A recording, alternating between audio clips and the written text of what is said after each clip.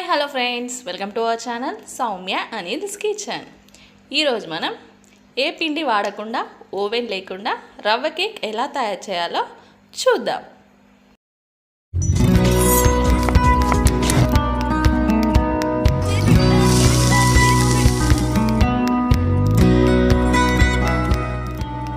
ముందుగా కావాల్సిన ఇంగ్రీడియంట్స్ ఏంటో చూద్దాం.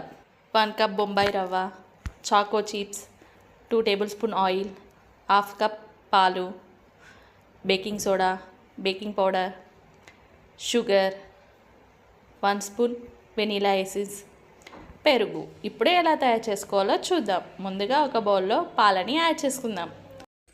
అందులో 2 టేబుల్ స్పూన్ పెరుగునే యాడ్ చేసుకుందాం. అలానే 2 టేబుల్ స్పూన్ ఆయిల్ కూడా యాడ్ చేసుకుందాం. యాడ్ చేసుకొని మొత్తం బీట్ చేసుకోవాలి. ఇలా మొత్తం మంచిగా కలిసేటట్టు చూసుకుందాం. ఇప్పుడు అందులో వెనీలా ఎసెన్స్ యాడ్ చేసుకుందాం. ఇది హోమ్ మేడ్.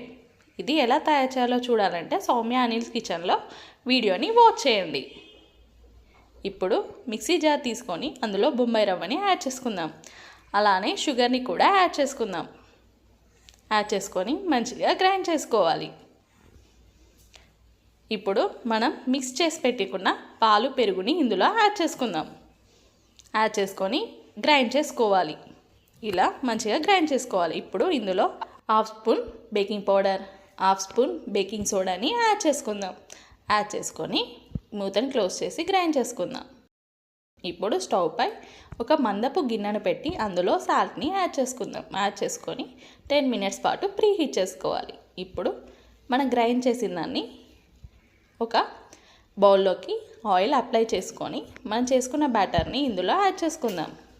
ఇలా ఈ కన్సిస్టెంట్లో ఉండాలి.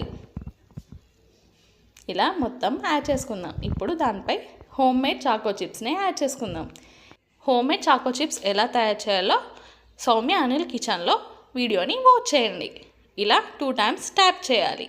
ఇప్పుడు ప్రీహీట్ చేసిన బౌల్లో మనం చేసిన బ్యాటర్ని ఇందులో యాడ్ చేసుకుందాం. యాడ్ చేసుకొని లో ఫ్లేమ్లో ఒక 15 మినిట్స్ పాటు కుక్ చేసుకోవాలి.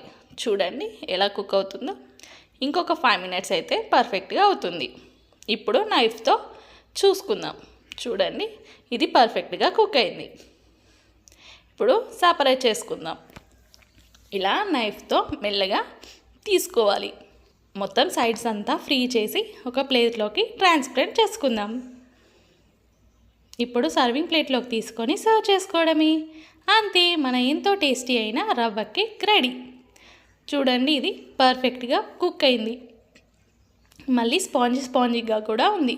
టేస్ట్ అయితే చాలా బాగుంది. మీ పిల్లలకైతే ట్రై చేసి పెట్టండి. ఇలాంటి వీడియోస్ కోసం మన ఛానల్ని షేర్, లైక్, సబ్స్క్రైబ్ చేయడం మర్చిపోకండి. మరొక కొత్త వంటకంతో మళ్ళీ కలుద్దాం. Thanks for watching.